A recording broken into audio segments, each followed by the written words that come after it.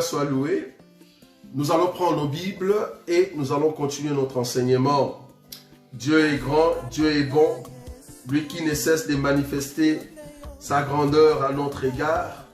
Nous allons le célébrer parce qu'il mérite la louange et la gloire. Là où nous sommes, nous allons prendre nos Bibles et nous allons commencer notre enseignement. Comme vous le savez, nous sommes en train de partager ces grands enseignements sur la marche du fantôme sur la mer, parce que nous croyons que Jésus est le Dieu de gloire qui est en train de préparer un peuple pour l'amener au fait à une destinée. Et nous avons touché le sous-thème qui s'intitule au fait « Voici et voilà l'agneau ». Nous sommes en train d'expliquer le mouvement qui se trouve dans le livre de Jean, Jean chapitre 1er. Jean chapitre 1er à partir du verset 29 ou soit 28, la Bible dit ceci: ces choses se passèrent à Béthanie, au-delà du Jourdain où Jean baptisait. Le lendemain, il vit Jésus venant à lui et il dit: voici l'agneau de Dieu qui ôte le péché du monde. C'est celui dont je dis: après moi vient un homme qui m'a précédé car il était avant moi. Je ne le connaissais pas, mais c'est afin qu'il soit manifesté à Israël que je suis venu baptiser d'eau. Jean rendit ce témoignage: j'ai vu l'Esprit descendre du ciel comme une colombe et s'arrêter sur lui. Je ne le connaissais pas, mais celui qui m'a envoyé baptiser d'eau m'a dit: c'est lui sur qui tu verras l'Esprit descendre et s'arrêter. C'est celui qui baptise du Saint-Esprit. Et j'ai rendu témoignage qu'il est le Fils de Dieu. Le lendemain, Jean était encore là avec deux de ses disciples et ayant regardé Jésus qui passait, il dit: voilà l'agneau de Dieu. Les deux disciples l'entendirent prononcer ces paroles et ils suivirent Jésus. Ça, c'est au fait le passage clé pour notre premier sous-thème, pour ces grands enseignements sur la marche du fantôme sur la mer vers Bethsaïda. Donc, je commençais avec ces premiers sous-thèmes et c'est là-bas que nous sommes en train de décortiquer petit à petit pour comprendre au fait quand est-ce que le fantôme va marcher sur la mer et qu'est-ce qui va se passer sur la mer, quels sont les éléments qu'il va faire sur la mer, quels sont les éléments liés à notre temps alors qu'il marche sur la mer, jusqu'à ce qu'il va rencontrer la barque et entrer dans la barque et aller de l'autre côté. Donc c'est très important, c'est vraiment un grand enseignement parce que nous allons petit à petit déchirer cet animal afin de ressortir de morceaux qui nous convient afin de bien manger. Alors la fois passée, nous avons parlé de Zimri et de Cosbi, qui n'est rien d'autre que un peuple, enfin une personne qui avait amené au fait une femme étrangère dans les camps d'Israël et qui est de la descendance de Siméon. Nous avons démontré que Zimri, qui était de la descendance de Siméon, c'était l'agneau au fait qui ôtait le péché du monde, parce que nous avons démontré que Siméon, c'est l'agneau qui se cache dans les lions. C'est-à-dire, c'est le miel qui se cache dans les lions que Samson avait déchiré. Et là, nous avons démontré que Zimri, c'était au fait la personne qui devait mourir pour que la plaie cesse en Israël. Parce que Israël pleurait et il voulait que Dieu puisse l'épargner. Parce qu'il y avait la malédiction sur Israël. Pour que la malédiction soit ôtée, on a tué Zimri et sa femme. Et c'est comme ça que Dieu avait empêché que la plaie continue. Et nous avons démontré que le monceau, c'est là-bas que nous avions terminé la fois passée, nous avons démontré que dans le Jourdain, il y avait au fait ce que nous appelons l'autel. Pourquoi Jésus devait recevoir les baptêmes dans le Jourdain? C'est parce que dans le Jourdain, il y avait un autel. cet autel attendait l'animal que nous appelons l'agneau. Il devait être tué au fait sur l'autel. Or, cet autel se trouvait dans le Jourdain. C'est là-bas que nous sommes partis dans le livre de Josué, que je peux donner l'écriture aujourd'hui. Je suis dans le livre de Josué. Josué chapitre 3. C'est là-bas que nous commençons aujourd'hui notre continuité. Josué chapitre 3. Josué chapitre 3, je vais prendre un verset ici, voire même deux. Josué chapitre 3, je prends le verset 10. La Bible dit ceci. Josué dit, « À ceci vous reconnaîtrez que les dieux vivants est au milieu de vous, et qu'il chassera devant vous les Cananéens, les Essiens, les Éviens, les Phérésiens, les Girgasiens, les Amoriens et les Jébusiens. Voici l'arche de l'alliance du Seigneur de toute la terre va passer devant vous dans le Jourdain. Maintenant prenez 12 hommes parmi les tribus d'Israël, un homme de chaque tribu, et dès que les sacrificateurs qui portent l'arche des dieux, le Seigneur de toute la terre, poseront la plante de pied dans les eaux du Jourdain, les eaux du Jourdain seront coupées, et les eaux qui descendent d'en haut, et elles s'arrêtent en un monceau. » Je peux sauter, je prends Josué chapitre 4, parce que je suis en train de montrer le pierre qu'on avait pris du côté du désert, qu'on a amené dans l'eau, et on a pris d'autres pierres qu'on avait enlevées dans l'eau, et on l'a amené de l'autre côté du Jourdain, c'est-à-dire à Gilgal. C'est très important. Donc j'avais signifié que c'est le baptême d'Israël. Or, Israël, c'est Jacob, le véritable Jacob, c'est lui qui doit supplanter son grand frère, qui n'est rien d'autre que Moïse. Donc, n'est rien d'autre que le Seigneur Jésus. Donc, Jacob, qui est en train de recevoir le baptême dans le Jourdain, il doit mourir dans le Jourdain et il doit ressusciter. Donc, les pierres qui sont sorties du côté du désert, ce sont les pierres qu'on a mis dans l'eau. Et on a pris les pierres qui étaient dans l'eau, on les a amenées de l'autre côté. Or, les pierres qu'on a mis dans l'eau, on a formé l'autel. Et les pierres qu'on a amenées de l'autre côté aussi, on a formé aussi l'autel. Mais il faut comprendre que c'est le baptême, c'est-à-dire la mort et la résurrection d'Israël. La résurrection de Jacob.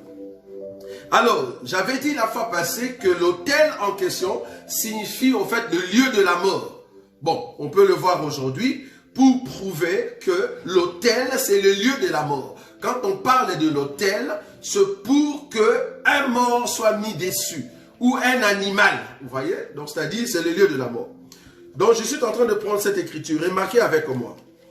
Je prends maintenant Josué chapitre 4. J'ai déjà lu le verset chapitre 3. Josué chapitre 4, je prends le verset 1er. Lorsque toute la nation eut achevé de passer le Jourdain, l'Éternel dit à Josué, prenez 12 hommes parmi le peuple, un homme de chaque tribu, donnant-lui cet ordre.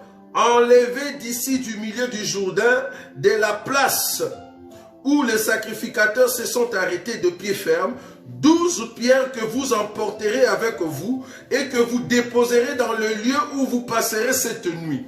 Donc, le pierre qu'ils ont enlevé dans l'eau, ils l'ont amené de l'autre côté, là où ils vont passer la nuit. Ils ont passé la nuit tout près de Gilgal. Vous voyez? C'est très important.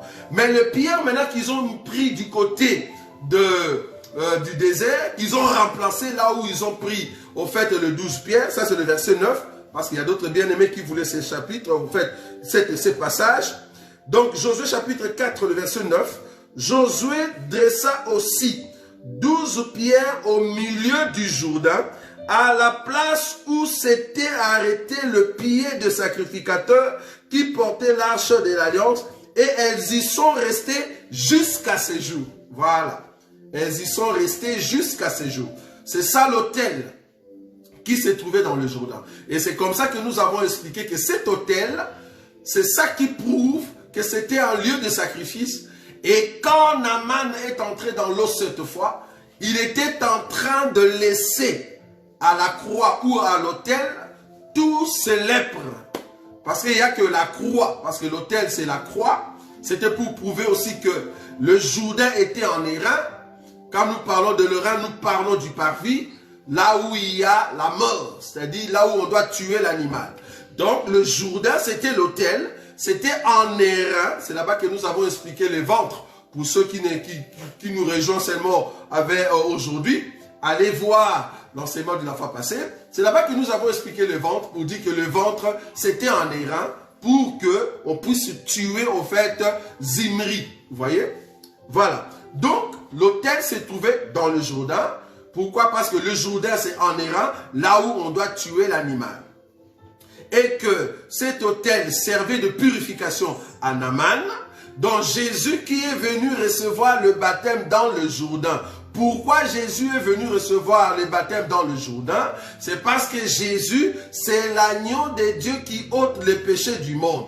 Or, l'agneau doit être mis sur l'autel pour être tué afin de ôter le péché du monde. Le seul, quand il meurt, tout le monde reçoit le salut. Ça va? Par rapport à ce que Caïphe a dit dans Jean, parce qu'il faut qu'il y ait un animal qui ôte le péché du monde. Quand la mort de cet animal est attestée, alors le péché est ôté. C'est ce que Caïphe a dit. Jean chapitre 18. Remarquez, Jean chapitre 18, je prends le verset 13. Jean chapitre 18, qu'est-ce que Caïphe a dit?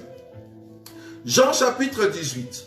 Ils l'emmenèrent d'abord chez Anne, car il était le beau-père de Caïphe, qui était souverain sacrificateur cette année-là.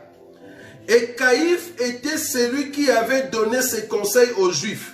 Il est avantageux qu'un seul homme meure pour le peuple.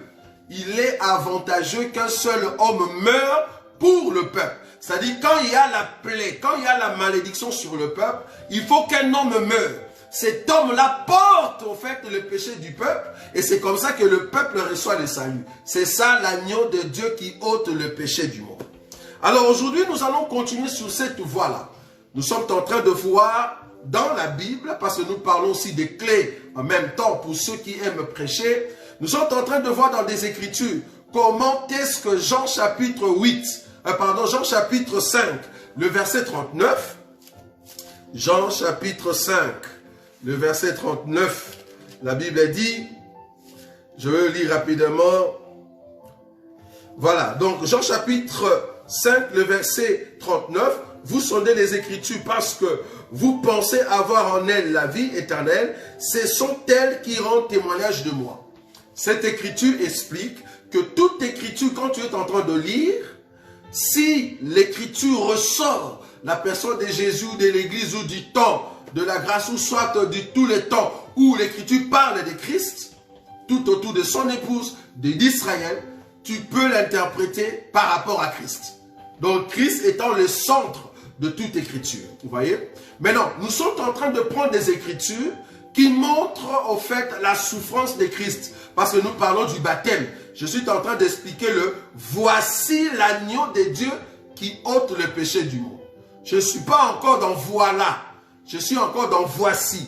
Je vous ai dit que « voici » veut dire que l'agneau est en train de venir auprès du Père. L'agneau est en train de venir auprès de Jean-Baptiste qui est Élie, qui doit tuer l'agneau dans le Jourdain, c'est-à-dire le baptême. Donc, voici, c'est en fait l'agneau qui vient mourir et après nous allons continuer. Alors, je vais prendre une écriture aujourd'hui pour expliquer toujours la mort de l'agneau, mais dans d'autres écritures ou dans d'autres types ou dans d'autres personnes, comment est-ce que cela s'est passé. Remarquez, je prends le livre de Josué. Nous allons prendre la mort d'un roi. La mort d'un roi. C'est une écriture peut-être que tu as déjà lue, mais nous allons le voir ensemble. Je vais prendre une écriture. Je suis dans le livre de Josué.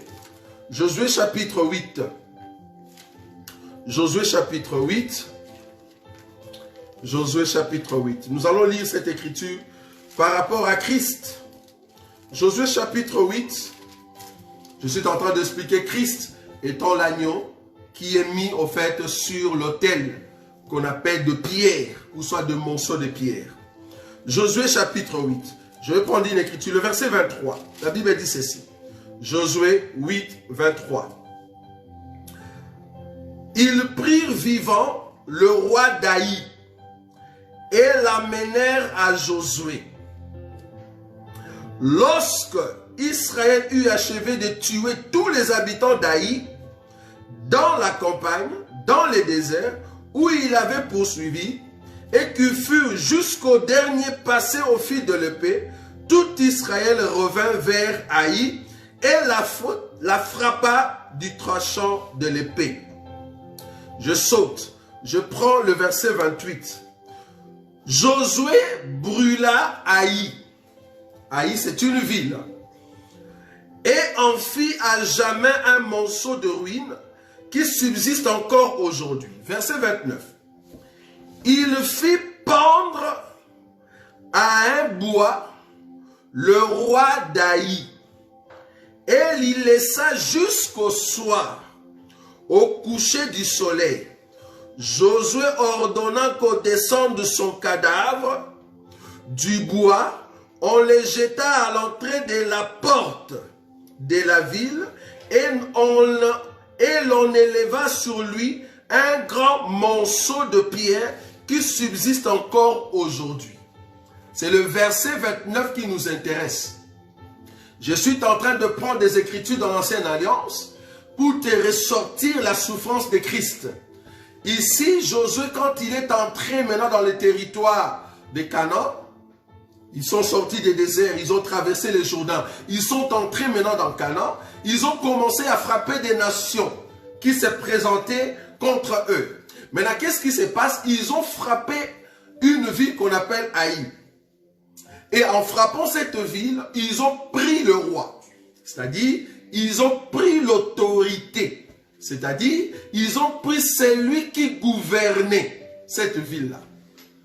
Donc, ils voulaient détruire toute une ville et ils ont pris le roi en question. Au lieu de le tuer normalement, parce que vous savez que notre Seigneur Jésus, c'est lui le roi des gloires, mais il n'est pas encore roi en Israël, comme le roi d'Aï. Il n'était pas roi pour Israël, mais il était roi pour la ville d'Aï. Jésus, c'est notre roi, nous l'église, il n'est pas roi pour Israël. Israël les considère comme un mafieux. Israël les considère comme un faux prophète. Mais nous les considérons comme rois. Vous voyez? Donc c'est comme David, qui était d'abord roi en Hébron, avant d'être roi en Israël. Jésus doit d'abord commencer roi à l'église, nous, et après il sera roi de tout Israël. Vous voyez? Donc ici Josué va entrer dans la ville. Il va prendre ce roi. Ce roi n'était pas roi d'Israël, mais il était roi d'Aï, c'est-à-dire d'un autre peuple. Peuple étranger à Israël. Vous voyez? Donc un peuple qui confesse autre chose que Israël, que Josué. Josué ici, c'est le type de Moïse. C'est le type de sacerdoce mosaïque. Très important. Maintenant, ils ont pris ce roi-là. Au lieu de les tuer normalement, on l'a pendu. Vous voyez, sur un bois. Or, notre Seigneur Jésus a été crucifié sur un bois. Donc, lui qui est le roi, on l'a crucifié à un bois. On a pris aussi ce roi, on l'a aussi pendu à un bois. Mais remarquez maintenant les similitudes entre Jésus et ce roi. La Bible dit ceci, le verset 29. Parce que nous sommes en train d'expliquer la souffrance de Jésus. Pourquoi? Parce qu'il est le « voici l'agneau de Dieu qui ôte le péché du monde ». Il n'est pas encore le « voilà ». Très important. Le « voici », cela annonce la souffrance. Mais vous allez comprendre que le « voilà », ça sera autre chose. Nous expliquons le « voici l'agneau de Dieu ». Voici l'agneau de Dieu, il doit mourir et il doit ressusciter. Mais dans voilà, il y aura d'autres choses. Ça va? Nous venons. Ok. Donc ici, nous expliquons le voici l'agneau de Dieu qui ôte le péché du monde. Donc le verset 29. Josué chapitre 8, le verset 29. Il fit pendre à un bois le roi d'Aï et il laissa jusqu'au soir. De la même manière, notre Seigneur Jésus, si vous lisez les évangiles, parce que s'il faut donner toutes les écritures, en tout cas, nous allons rester ici longtemps. La Bible dit qu'on l'a mis à la croix, c'était à la 9e heure. Pardon, à la 6e heure. C'était à la 6e heure qu'on l'a mis à la croix. Et à la 9e heure, c'est là-bas qu'il y a eu maintenant... non, à la 6e heure, pardon, qu'est-ce que je dis? Donc c'était à la 3e heure qu'il est monté. Maintenant, à la 6e heure, c'est là-bas qu'il y a eu des ténèbres. Et à la 9e heure, c'est là-bas que le Seigneur va au fait mourir. Mais c'était vers le soir. Donc on l'a mis depuis le matin. Parce que quand on parle de la 3e heure, en Israël, il faut rajouter 6, donc 6 heures au-dessus. Ce qui fait la 3e heure dont le Seigneur était vers 9 heures. Vous voyez? Vers 9 heures à la croix. Quand on dit 3e heure, il faut faire plus 6. Ce qui fait 9 heures chez nous. Vous voyez? Donc, il a été mis à la croix vers la 9e heure, donc 9 heures de chez nous, mais 3 heures par rapport à Israël. Et quand on parle de la 9e heure en Israël, quand tu fais plus 6, ça fait 15 heures, ce qui fait qu'il est mort vers 15 heures. Vous voyez? Donc vers le soir. Donc il a été mis à la croix vers la 3e heure d'Israël, ce qui fait 9 heures chez le Romain, jusqu'à la 9e heure chez les Juifs, c'est-à-dire 15 heures chez les Romains, donc à 15 heures de chez nous, c'est-à-dire il a été mis le matin jusqu'au soir. C'est vers le soir qu'on doit le faire descendre de la croix. Pourquoi? Parce que les sacrificateurs ont dit, il faut le faire descendre parce qu'il y a le Shabbat qui va commencer. Il faut comprendre que Israël commence son jour à partir de 18 heures. C'est pas comme le Romain, c'est pas comme nous aujourd'hui. Nous, un jour commence à partir de minuit. Donc quand tu es à minuit, le jour commence. Mais en Israël, le jour commence à partir de 18 heures. Vous voyez? À partir de 18 heures. Alors, comme il est mort à la 9e heure, il restait seulement 3 heures pour que 18 heures tape. C'est-à-dire, donc 12e heure. Alors, vers 15 heures, quand il est mort, il fallait maintenant qu'on puisse le faire descendre de la croix. Je suis en train d'expliquer le 2 heures, c'est-à-dire il y a l'heure de Romains et l'heure de Juifs. Selon le Juif, quand on dit il est 6 heures, selon le Juif, il faut rajouter 6 heures pour avoir l'heure de Romains. Quand on dit il est 6 heures, il faut faire plus 6, ce qui fait 12 heures. Donc chez le Romain, parce que nous avons des calendriers romains, quand nous disons il est 12 heures, en Israël, il est 6 heures. Vous voyez? Donc c'est ça. Donc il ne faut pas que vous soyez dans la confusion. Donc Jésus est mort à la 9e heure. Quand on dit 9e heure chez le Juif, c'est-à-dire plus 6, ça fait 15 heures. Voilà. Alors, il fallait qu'on les descende avant que 18 heures tapent. Très important. C'est pour cela quand on parle des ouvriers de la 11e heure, il restait seulement 1 heure. Cela veut dire si tu rajoutes le 6 sur 11, ça fait 17 heures. Donc de 17 heures à 18 heures, fallait que les ouvriers de la dernière heure travaillent seulement 1 heure. Pour qu'on arrive à 18 heures et que le boulot est fini. Voilà, c'est comme ça qu'il faut réfléchir en Israël. Donc ici, maintenant, 18 heures, c'était un autre jour qui devait commencer et c'était le Shabbat. Donc Jésus devait descendre. Et c'était le soir. C'est la même chose ici. Josué a mis au fait le roi d'Aï le matin jusqu'au soir et il le fait descendre. Maintenant, quand il le fait descendre, de la même manière qu'on a fait descendre Jésus, il va l'amener où? Dans un cimetière. Quel cimetière? Quel cimetière? Maintenant, remarquez ici. Remarquez ici. Dans Josué chapitre 8.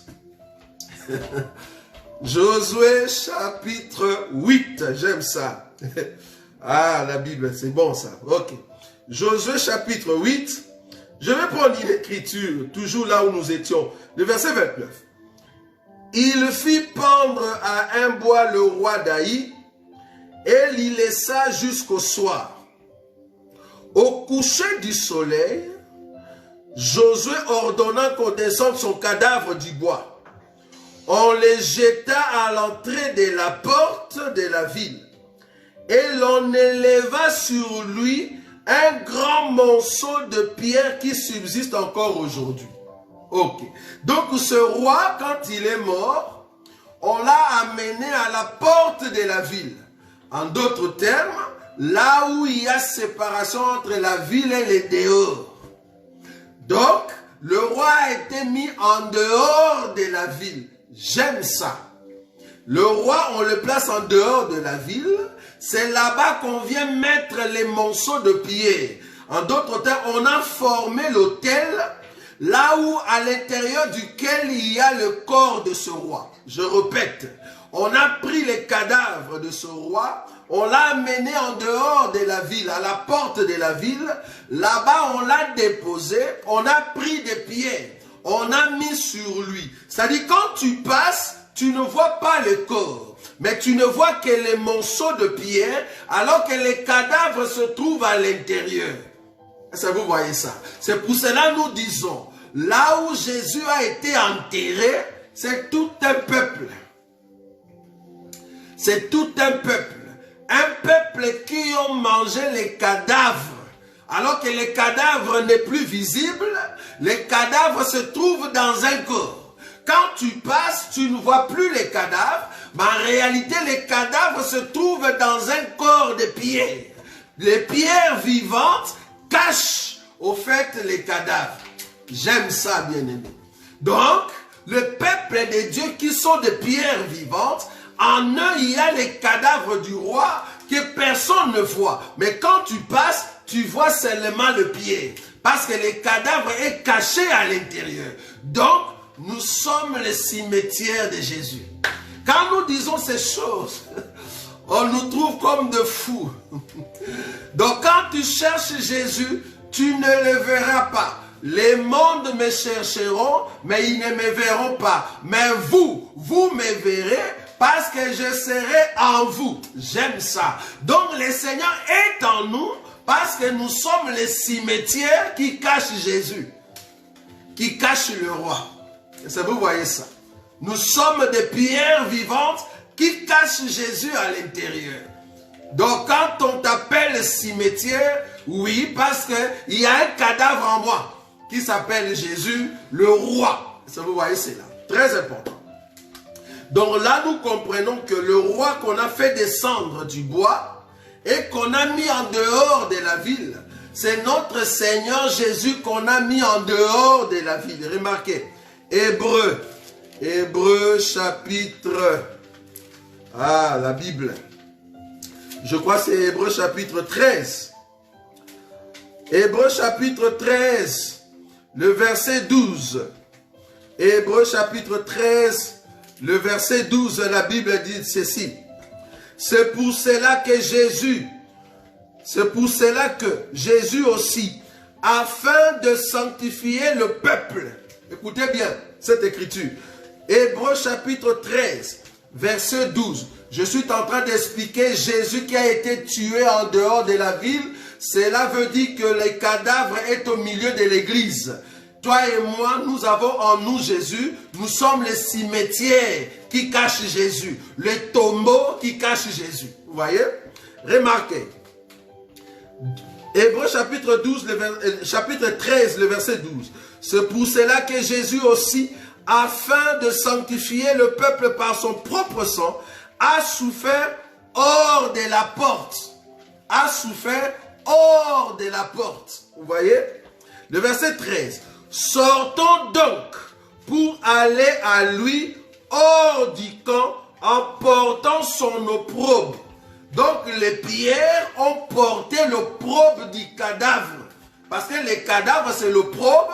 Les cadavres est en train de suer Israël. On l'a jeté dehors. Or, qui sont dehors? C'est dehors les chiens. Donc ce sont des chiens qui sont dehors et qui ont mangé les cadavres que Israël a jetés. Ça, vous voyez ça? Ils ont mangé les cadavres que Israël a jetés. C'est comme ça que les cadavres se trouvent en nous. Très important. Voilà. Donc je suis en train d'expliquer le roi qu'on a jeté dehors. Ça c'est bon. Donc, on a formé l'autel. Donc quand nous voyons l'autel, cela veut dire qu'il y a un mort. Cela veut dire qu'il y a un sacrifice. Donc quand Josué pose l'autel dans le Jourdain, cela veut dire que le Jourdain devient un endroit où on doit abattre ou tuer quelqu'un. Vous voyez? C'est très important ça. Ok. Je vais prendre encore un élément. Je suis en train d'expliquer la souffrance du Seigneur Jésus par rapport à voici l'agneau de Dieu qui ôte le péché du monde. Quand on dit voici l'agneau de Dieu qui ôte le péché du monde, cela veut dire il vient pour mourir. Très important. Voilà. Alors, je vais prendre une autre écriture. Là, j'ai expliqué le roi de Haï qui a été jeté en dehors de la ville pour que le pierre cache son tombeau. Or, le pierre qui cache son tombeau, l'autel en question qui cache son tombeau, c'est toi et moi, l'église aujourd'hui. Voilà. Je vais prendre encore une autre écriture. Remarquez. Je suis dans le livre de Josué. Je suis en train d'expliquer la souffrance du Seigneur Jésus. Josué chapitre 7. Tout à l'heure, on a lu Josué chapitre 8. Là, maintenant, je vais lire Josué chapitre 7. La Bible dit ceci. Je commence à partir du verset. Je prends le verset. Josué chapitre 7. Je commence à partir du verset 10. C'est une histoire que toi et moi nous connaissons. C'est par rapport à Akan.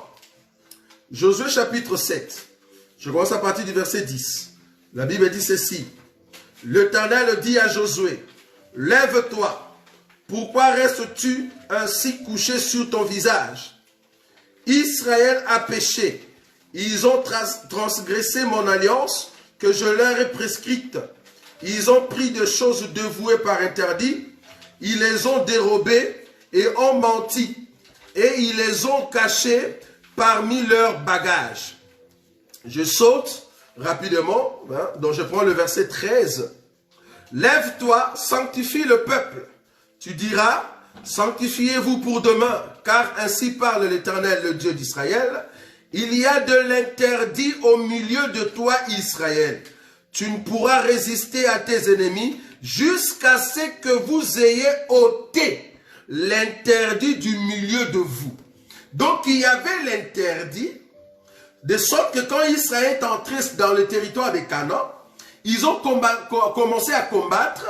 Il y a d'autres, il y a un peuple, il y a quelqu'un, un homme, qui est parti toucher ce que Dieu ne voulait pas. Maintenant, Israël avait reçu au fait la malédiction. Pour que la malédiction soit ôtée, il faut enlever cet interdit. Oh, cet interdit, c'était un homme.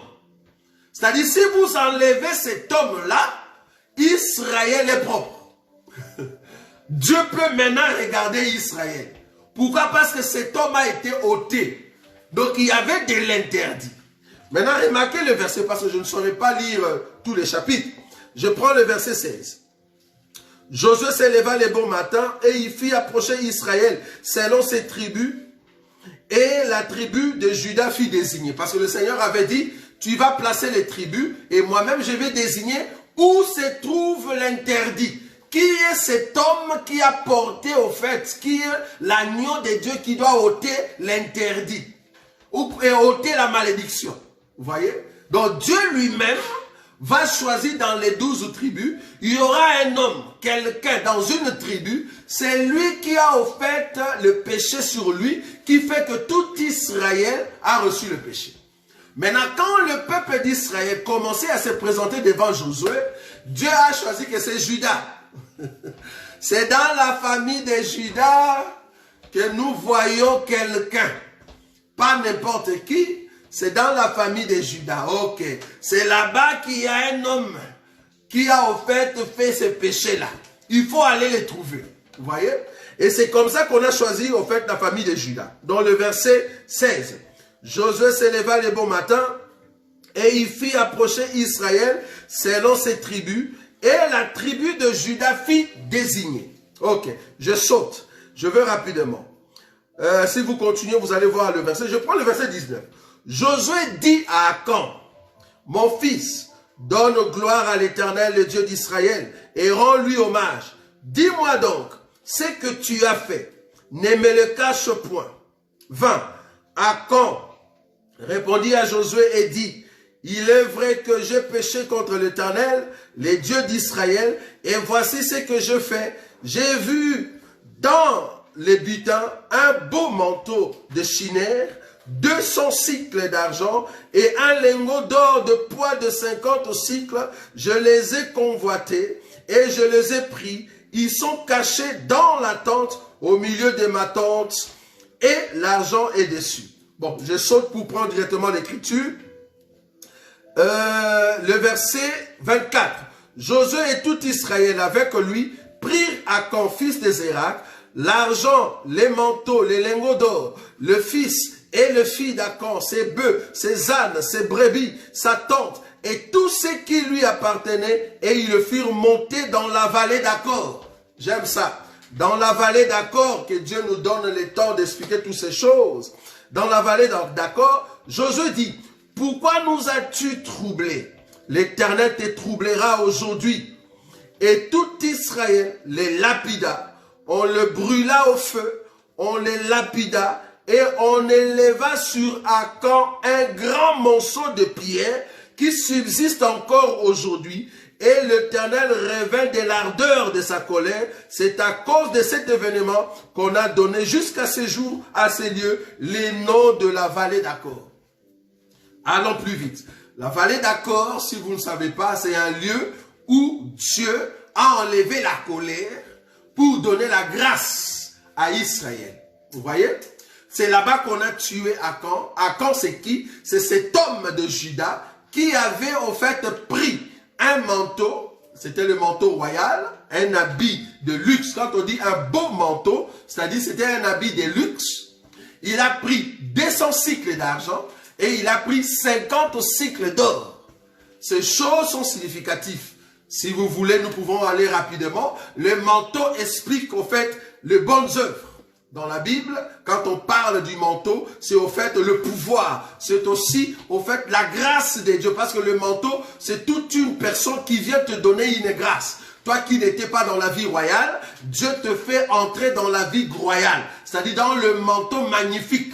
Or, le manteau magnifique que nous devons revêtir, c'est notre Seigneur Jésus-Christ. Maintenant, les 200 cycles. Bon, je vais donner ça rapidement.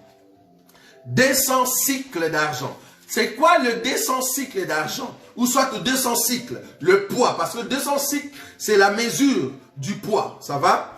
Qu'est-ce que cela signifie? Cette valeur de 200 cycles. Remarquez, je vais prendre une écriture. Je ne sais pas si je vais le trouver rapidement. Je prends 2 Samuel. 2 Samuel. Je vais le chercher rapidement. 2 Samuel, chapitre 14.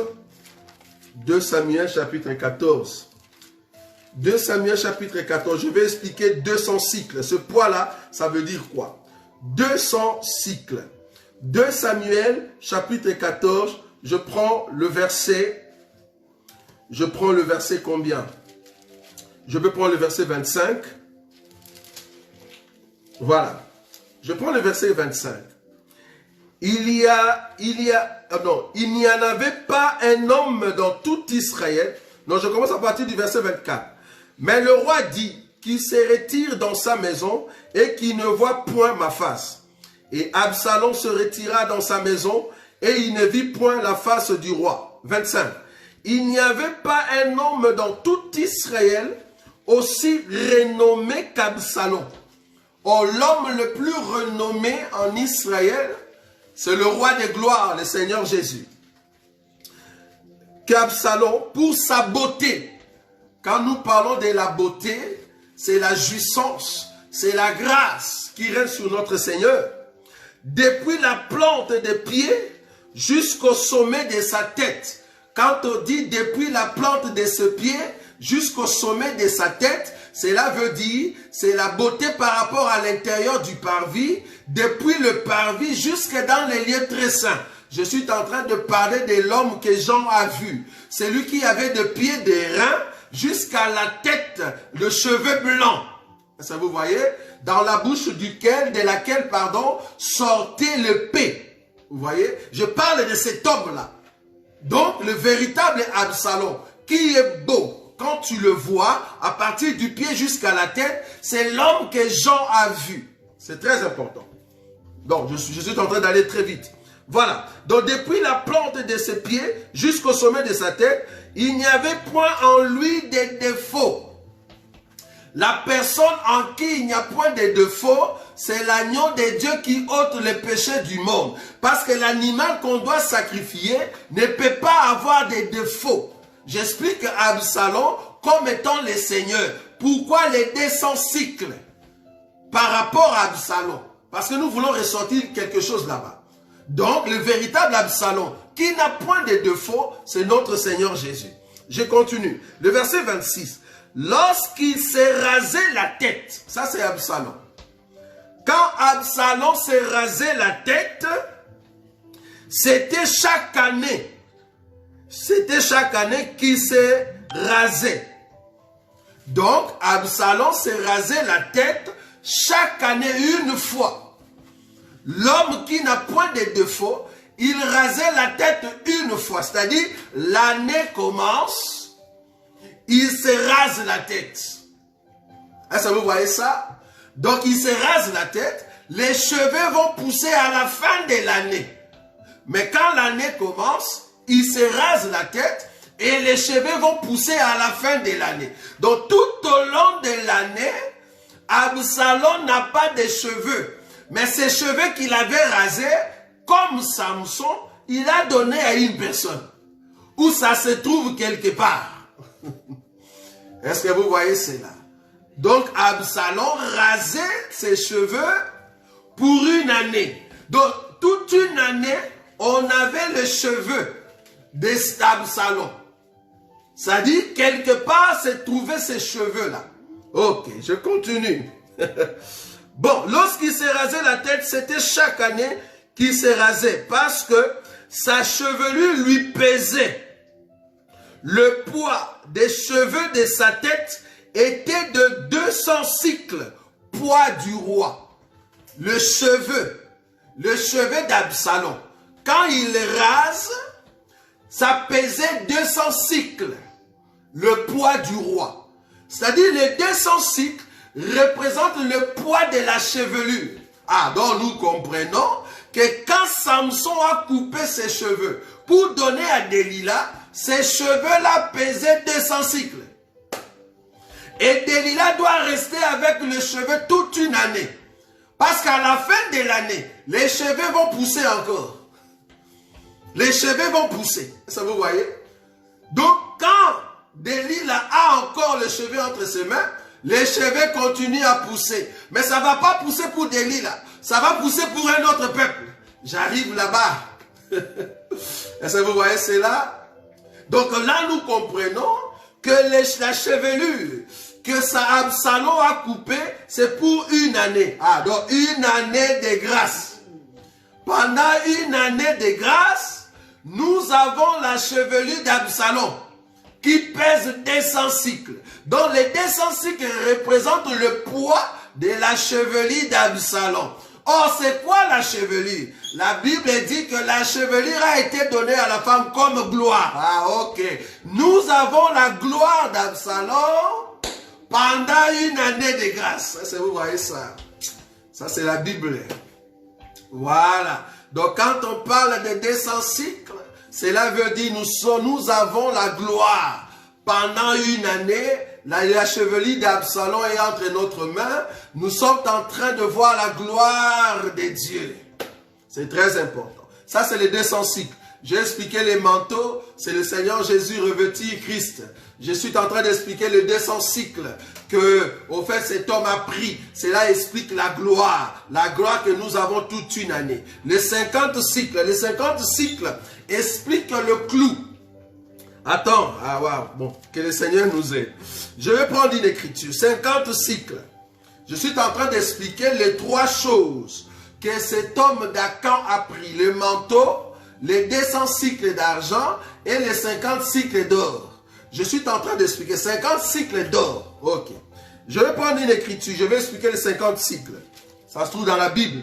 La Bible a tout mis. C'est à toi maintenant de chercher et de le ressortir. Très important. Remarquez. Première Chronique, je prends le verset 22. Première Chronique, le verset 22, je prends le verset 2. La Bible dit ceci.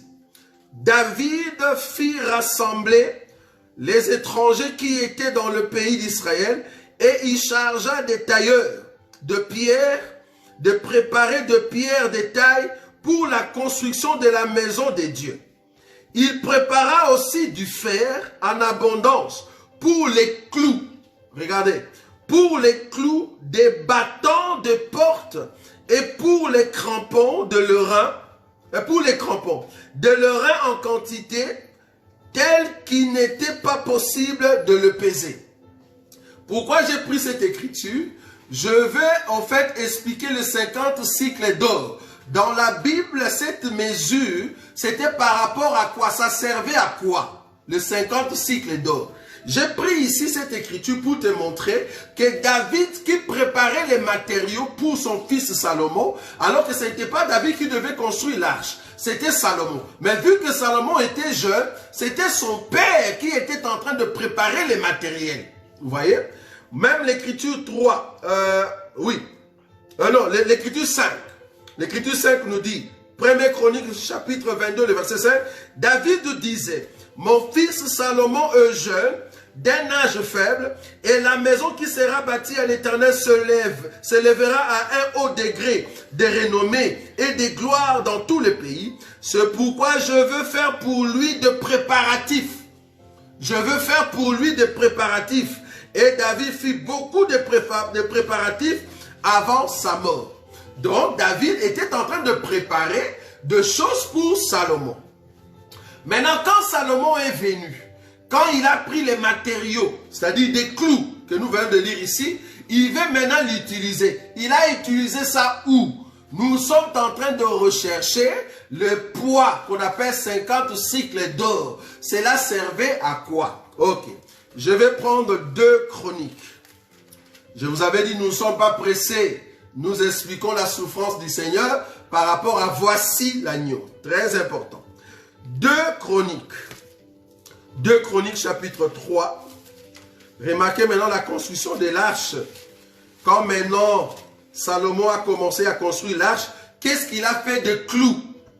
Parce que le fer que David avait préparé, c'était pour de clous. Maintenant, remarquez là où on va mettre ce clou-là. Très important. 2 Chroniques chapitre 3, je prends le verset 8 et 9. La Bible dit ceci. Il fit la maison du lieu très saint. Remarquez, il fit la maison du lieu très saint. Elle avait 20 coudées de longueur, répondant à la largeur de la maison, et 20 coudées de largeur. Il la couvrit d'or pur, pour une valeur de 600 talents. Verset 9. Et le poids de l'or pour le clou s'est monté à 50 cycles. Le poids de l'or pour le clou s'est monté à 50 cycles d'or, si on peut le dire ici. Dans les 50 cycles d'or, cela servait pour qu'on puisse y mettre le clou. C'est-à-dire, on a formé des clous d'or. Et l'or qu'on a utilisé pour ces clous-là, c'était 50 cycles. Mais ça servait à quoi? Ça servait pour les battants de porte. Quelle porte? La porte qui séparait le lieu saint et le lieu très saint.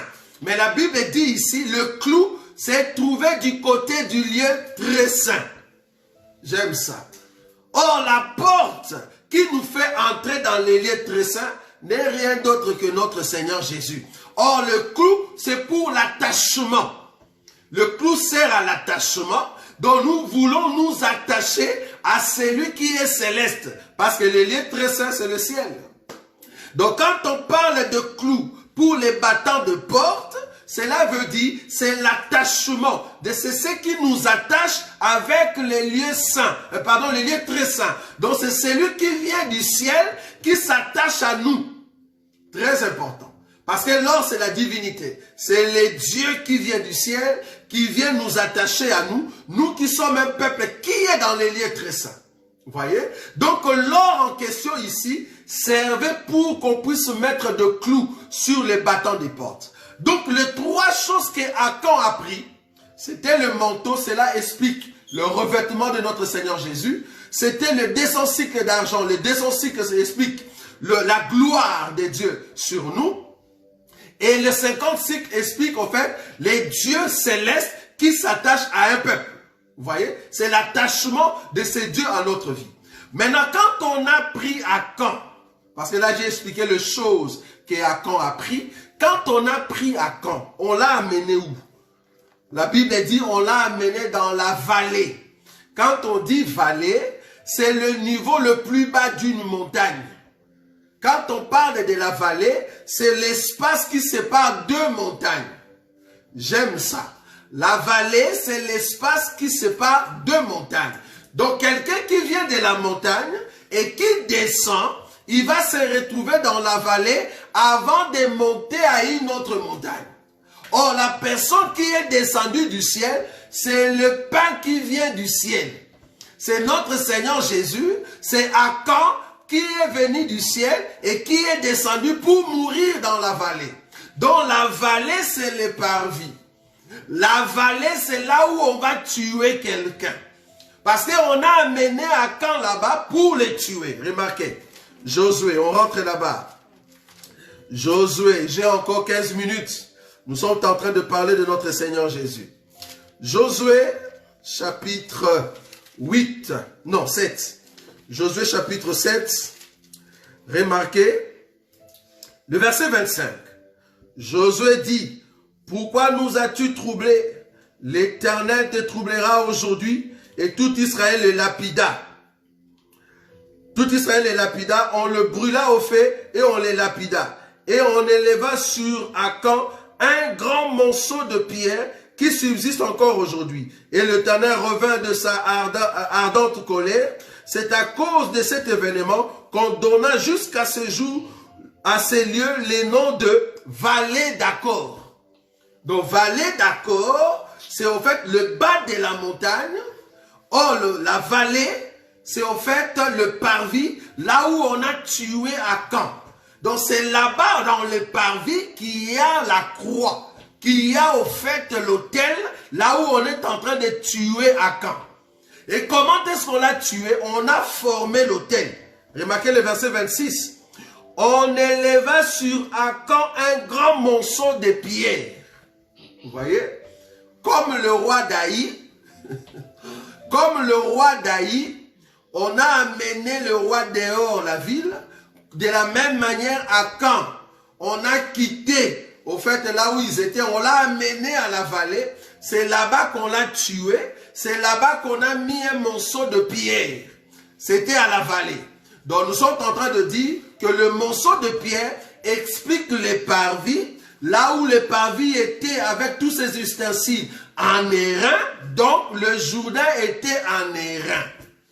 Voilà. On peut prendre plusieurs écritures pour expliquer que voici l'agneau de Dieu qui ôte le péché du monde. Cela veut dire que le Seigneur vient pour mourir. Mourir où? Sur le parvis.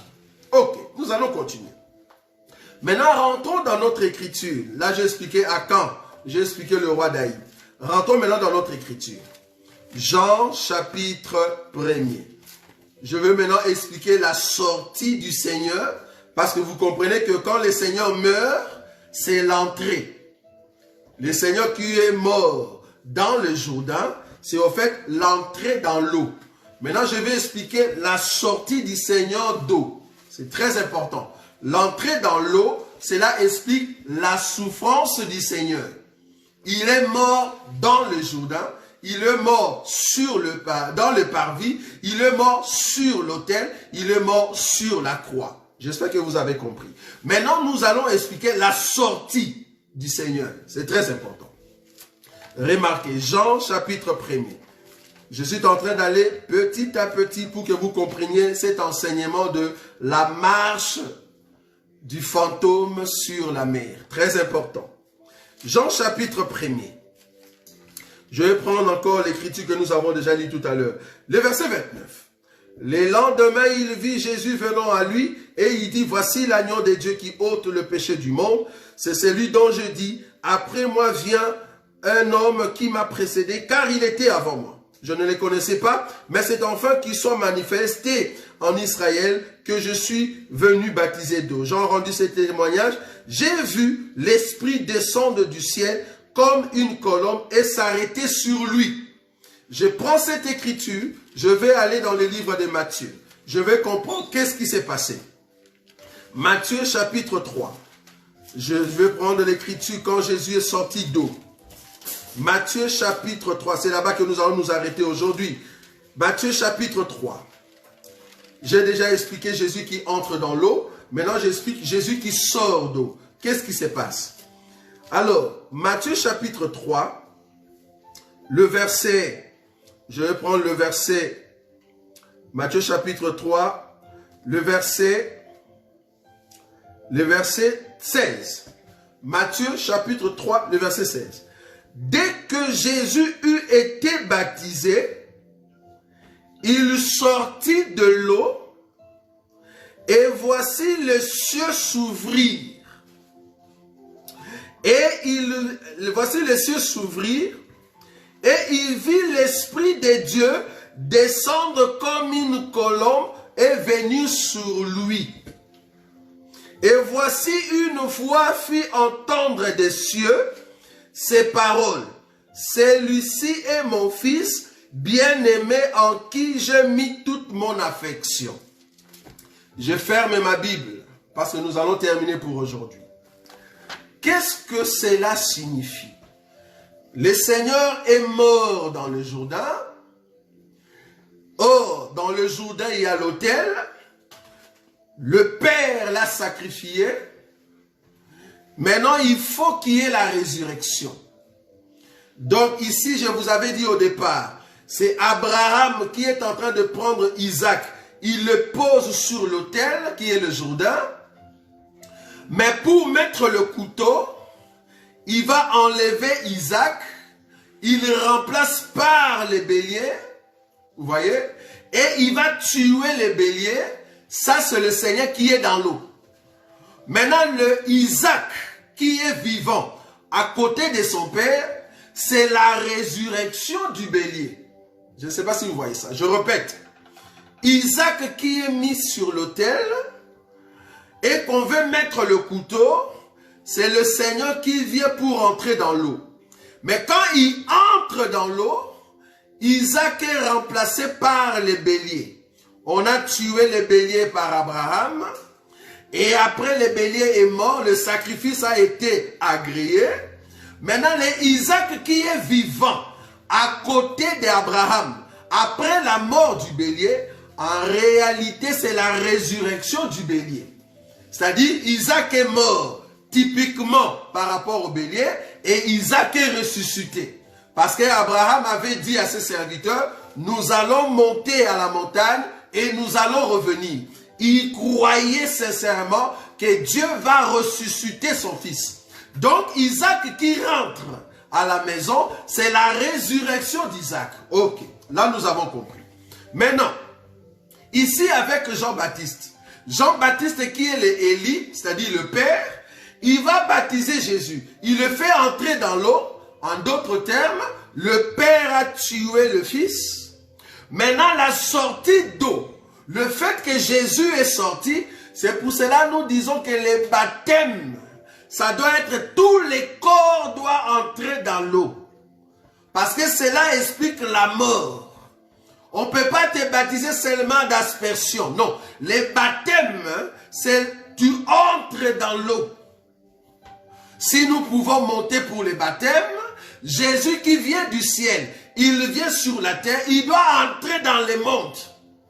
Parce que le véritable baptême, c'est par rapport à celui qui quitte le ciel, il entre dans le monde, il meurt dans le monde, il ressuscite dans le monde et il monte. Ah, c'est Jésus qui entre dans l'eau et Jésus qui sort. Jésus qui vient du ciel, il entre dans le monde, il meurt dans le monde, il ressuscite et il remonte. C'est ça le baptême, bien-aimé. C'est ça la signification du baptême. Mourir et ressusciter. Vous voyez? Donc, Jean-Baptiste qui met Jésus dans l'eau, c'est le Père qui a tué son Fils. Maintenant, quand Jésus est sorti, or, les corps que Jésus est en train de sortir avec, c'est un corps glorieux. Parce que le péché a été ôté. Le fait que Jésus est entré dans l'eau, c'est la mort attestée à la croix. Donc, Jésus a ôté le péché. Comme Jésus a ôté le péché, quand il sort de l'eau, c'est avec un corps glorieux. Simba Biso a bien aimé. Avec un corps glorieux. C'est-à-dire, le corps qui reçoit l'eau, le corps qui a vu, au fait, en dessous du fleuve, ces corps qui sortent, ce n'est plus la même chose. C'est une autre personne. C'est le corps de gloire qui est sorti. Maintenant, la Bible dit, quand le corps de gloire est sorti, le ciel s'est ouvert. Et le Saint-Esprit est descendu sous forme de colombe. Nous sommes en train de dire dans cet évangile, il ne faut pas suivre de films de Jésus qu'on vous donne. Parce que ce film a beaucoup de mensonges. On vous montre la colombe qui vient et il se pose sur l'épaule. En tout cas, je n'ai pas cette écriture-là. Bon, si on me donnait, je vais toujours me repentir. Mais en tout cas, je cherchais dans la Bible, je n'ai pas vu la colombe se poser sur l'épaule. Parce que c'est l'Esprit de Dieu. Pourquoi il va se poser sur l'épaule et la tête? Ah, le Saint-Esprit ne peut pas se poser sur l'épaule. Vous avez très mal expliqué votre film. Selon la révélation des Écritures, quand les cieux sont ouverts, la Bible dit que l'Esprit est venu se poser sur lui. Ah, nous prenons l'Écriture qui nous parle de l'huile qui descend sur la tête d'Aaron. Vous voyez? Donc nous comprenons que la colombe en question s'est posée sur la tête. Sur la tête. Parce qu'il faut que la colombe répande l'huile sur le corps. Parce que Jésus qui est sorti et que le ciel s'est ouvert, dans la révélation, c'est Jésus-là, c'est l'Église. Parce que quand Jésus est sorti d'eau, en réalité, quand le ciel s'est ouvert, c'est le Seigneur Jésus qui est monté et le Saint-Esprit est descendu. Ça, tu n'as pas vu. Parce que tu es dans le film. Je répète ici. Quand Jésus est sorti d'eau, quand il est sorti et que le ciel s'est ouvert, en réalité, Jésus était déjà parti. Et le Saint-Esprit qui descend, il vient descendre sur le corps qu'on appelle Église. C'est-à-dire le jour de la Pentecôte. Les corps en question de gloire qui reçoit maintenant le Saint-Esprit, c'est l'Église qui reçoit le Saint-Esprit. Parce que depuis la sortie de Jésus d'eau, c'est la marche de l'Église qui commence. Après la croix, après les baptêmes, c'est la marche de l'Église. Donc le corps qui est sorti d'eau, c'est la marche de l'Église. Pourquoi? Parce que Jean-Baptiste a rendu témoignage. Quand il a vu le Saint-Esprit, il a dit, celui-ci est le Fils de Dieu. Ah, donc tous les fils de Dieu, ce sont ceux qui ont reçu le Saint-Esprit. Donc c'est la marche de l'Église. Donc la sortie d'eau, c'est l'Église qui commence à marcher. Ah, là-bas tu n'avais pas vu, bien-aimé. Quand Jésus est sorti, le Saint-Esprit doit venir sur la tête, pas sur l'épaule. Ça, c'est le film des témoins de Jéhovah. Le Saint-Esprit ne peut pas rester sur l'épaule, c'est sur la tête. Parce que l'huile doit descendre, doit commencer par la tête, ça descend jusqu'en bas. Donc le Saint-Esprit était sur la tête. Il faut changer votre film là. C'est pas juste. Donc c'était l'Église. L'Église qui commence maintenant une marche. Vous voyez? Maintenant Jésus qui sort, au fait, d'eau et qui est parti. C'est tout un corps qui commence sa marche. Jésus qui est sorti de chez Jean-Baptiste et qui est parti parce qu'il a déjà reçu le baptême, c'est l'Église qui commence la marche. Maintenant, vous allez voir, la Bible va encore dire, les lendemains de quoi? Du jour où le Seigneur a reçu le baptême. Donc, le jour où le Seigneur a reçu le baptême sera avant, et nous allons expliquer un autre jour où le Seigneur va passer. Où le Seigneur va passer. Là, il ne viendra plus vers Jean-Baptiste, mais il passera. Mais le jour où le Seigneur a reçu le baptême, il est sorti, il est parti. Quand il partait, c'était la marche de l'Église. C'est au fait le temps de la grâce. Ah, donc aujourd'hui, nous avons le Saint-Esprit, nous qui sommes les fils de Dieu. Parce que le ciel est ouvert. La Bible n'a pas dit que le ciel était fermé. Le Saint-Esprit est descendu. Jean-Baptiste a vu le Saint-Esprit descendre. Le ciel ouvert, le Saint-Esprit est descendu et la voix a parlé. Dieu est en train de parler en ces temps de la grâce. Parce que le ciel est ouvert. Le ciel n'est pas fermé. Quand tu vois quelqu'un chanter par exemple, ouvre les cieux, il n'a pas compris qu'il fait partie de l'église. Tous ceux qui font partie de l'église, les cieux sont ouverts. Le Saint-Esprit est là.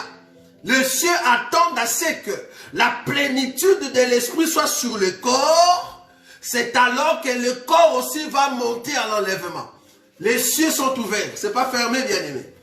Et la voix continue à retentir que celui-ci est mon fils. C'est pour cela que quand nous te prêchons la parole de Dieu et que tu reçois cette parole dans ton cœur, comprends que la voix est en train de retentir que tu es le fils de Dieu. Cette voix va continuer à parler. Cela a commencé après la croix. Cette voix va s'arrêter le jour où nous allons monter. Pourquoi? Parce que la plénitude du Saint-Esprit sera sur tout le corps de notre Seigneur Jésus, tout le corps de l'Église. Alors nous pouvons partir.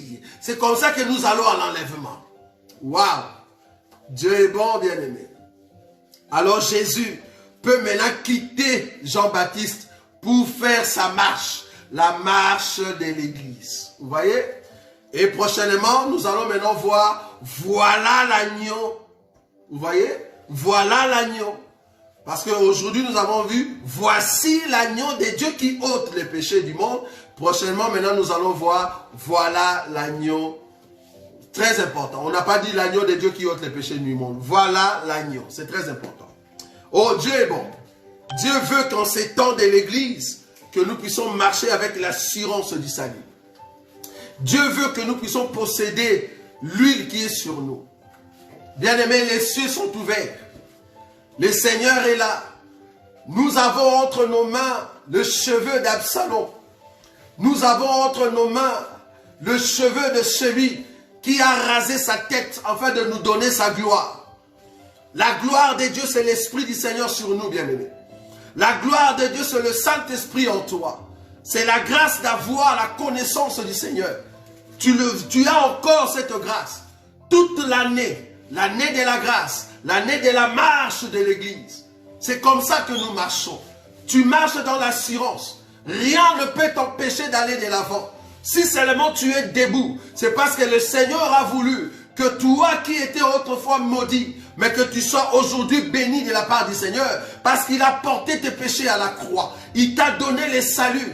Il a changé ce qui était les pensées des hommes, afin de te donner une identité éternelle. Parce que tu portes le céleste, tu portes celui qui est Dieu, tu portes le roi en toi. Même si le monde ne voit pas les cadavres qui sont à l'intérieur de ta personne, mais cependant tu les caches et il est en train de mûrir ton corps pour que tu sois fort dans la présence de Dieu. Ne crains point, même quand les combats se présenteront, il faut toujours dire, le Seigneur est en moi. Il est en train de me donner la sécurité. Il est en train de me donner la force. C'est comme ça que je continue avec Dieu. Jusqu'à ce que nous allons monter. Parce que Dieu est en train de continuer de crier. Les cieux sont ouverts. Dieu parle encore aujourd'hui. Dieu guérit encore aujourd'hui. Dieu sauve encore aujourd'hui. Parce que le ciel est ouvert, bien-aimé. La grâce de Dieu continue de couler. La grâce de Dieu est sur nous. Nous n'avons pas peur de l'ennemi. Parce que le roi des gloires est en nous. Et nous sommes rassurés.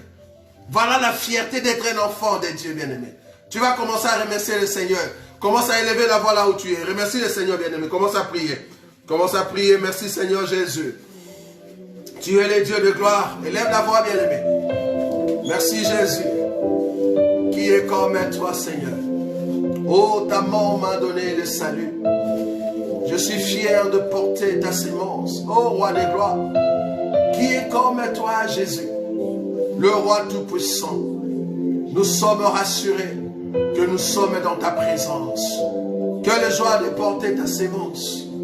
Quelle joie de porter ta personne en nous. Oh, élève ton peuple, Seigneur, élève ton peuple. Élève ton peuple, Jésus, parce que tu es digne, le roi des gloires. Béni soit celui qui ne change point. Béni soit celui qui est digne d'être élevé. Roi digne d'être élevé, c'est toi. Merci le véritable Absalom, celui qui nous a donné sa chevelure pour que nous soyons forts. À jamais, Seigneur, de marcher dans l'assurance de ta personne en nous. Oh, reçois l'honneur, le roi des gloires. Qui peut se mesurer à toi? Qui peut se comparer à toi? Tu es digne d'être élevé. Merci Jésus. Bénis ton peuple pour tout ce que tu ne cesses de faire. Garde-nous fidèles à toi. Ô roi des gloires, nous voulons continuer avec toi. Demeurer dans ta présence pour la seule gloire de ton nom. Tu es Dieu. Merci Jésus. Que ta grâce puisse nous accompagner. Que cette semaine qui va commencer, que tu puisses commencer avec nous. Et que seul ton nom soit élevé. Au nom de Jésus-Christ, que nous avons ainsi prié. Amen. Oh, que Dieu soit loué. Que le Seigneur vous bénisse. Merci beaucoup. Nous allons donner nos annonces. Demain, lundi et mercredi, nous avons notre temps de prière. Ne manquez pas ces moments que le Seigneur nous donne dans sa présence. Jeudi, nous avons notre émission Évangile de Christ avec notre frère Patrick Sodankolo. Donc, ne manquez pas ces temps. De bien-aimés sont en train de passer là-bas et de donner, en fait, des enseignements. Le vendredi, nous aurons notre émission Biemba et Mabité Yatea. Si le vendredi, on n'a pas pu le faire, c'est parce qu'il y avait encore quelque chose à régler par rapport au thème. Donc, je voulais quand même régler et être sûr par rapport à ce que nous allons présenter. Donc, là-bas, le vendredi, c'est vendredi, nous aurons notre émission Bité Yatea à partir de 21h, donc ne manquez pas. Et le samedi, pour le moment, nous n'avons pas encore notre émission questions-réponses, mais le Seigneur de gloire nous fera grâce, enfin, de créer cette émission, parce que ça aide beaucoup à trouver, au fait, des réponses par rapport à leurs questions. Donc, nous allons voir comment nous allons procéder. Et aussi, le dimanche prochain, nous allons continuer notre enseignement sur la marche du fantôme sur la mer vers Bethsaïda. Un enseignement très approfondi, donc ne manquez pas. En tout cas, que Dieu vous bénisse. Nous allons nous rencontrer prochainement et le Seigneur ne manquera pas de vous bénir. En tout cas, bonne soirée à tout le monde. Nous allons nous rencontrer demain à partir de 21h. Que la grâce de Dieu vous accompagne.